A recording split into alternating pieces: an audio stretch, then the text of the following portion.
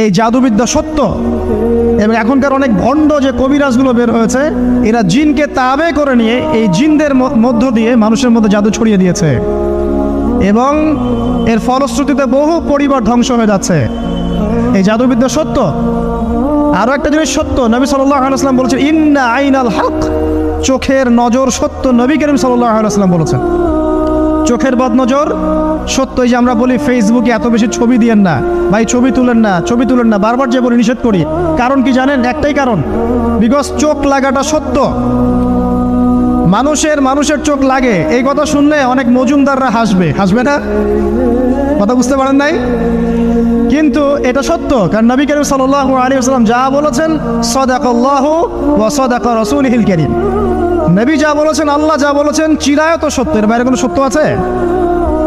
আচ্ছা দেখেন, আমি বললাম যে জাদুবিদ্যা সত্য।